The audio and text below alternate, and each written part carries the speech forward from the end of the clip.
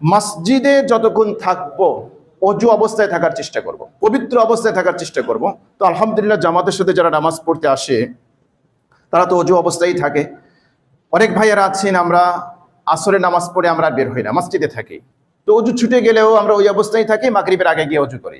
হ্যাঁ, কারো যদি অসুস্থতা থাকে সেটা ভিন্ন কথা, যে আমি অজু এতক্ষণ ধরে রাখতে পারি না, কষ্ট হয়, অসুস্থতা আছে সেটা ভিন্ন কথা। স্বাভাবিক অবস্থায় আপনি যতক্ষণ মসজিদের ভিতরে থাকবেন, আপনি অজু অবস্থায় থাকেন, তাহলে আল্লাহ রাব্বুল আলামিনের রহমতের ফেরেশতারা আপনার জন্য দোয়া করতে থাকবে। সুবহানাল্লাহ।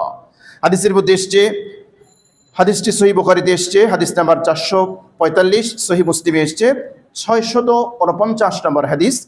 আবু হুরায়রা রাদিয়াল্লাহু তাআলা আনহু থেকে বর্ণিত, তিনি বলেন, ক্বালা রাসূলুল্লাহ সাল্লাল্লাহু আলাইহি ওয়াসাল্লাম, আল মালাইকাতু তুসাল্লি আলা আহাদিকুম মা দামা ফি মুসাল্লাহু আল্লাযী সাল্লা ফিহি। কোন ব্যক্তি নামাজ পড়ে, যেই জায়গায় নামাজ পড়েছে ওই জায়গায় যতক্ষণ অবস্থান করে ততক্ষণ পর্যন্ত রহমতের ফেরেশতারা তার জন্য দোয়া করতে থাকে।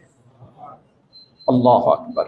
কোনো কাজ নাই, কাম নাই, সালাম ফিরাই আপনি দৌড় দেন, আপনি বসে থাকলে আপনার লাভ।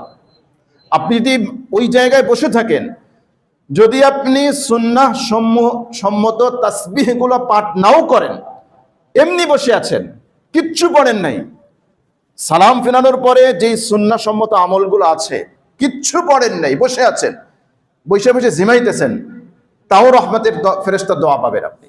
সুবহানাল্লাহ।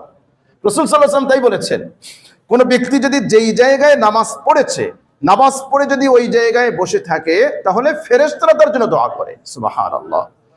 মা লাম ইউহদিস, যতক্ষণ না পর্যন্ত তার ওযু ছুটে যায়, অথবা যতক্ষণ না পর্যন্ত সে বাইরে বের হয়, কথাবার্তা বলে, ততক্ষণ পর্যন্ত রহমতের ফেরেশতারা দোয়া করতে থাকে। কি দোয়া করতে থাকে? তাকুলু আল্লাহুম্মা গফির লাহু আল্লাহুম্মা আরহামহু।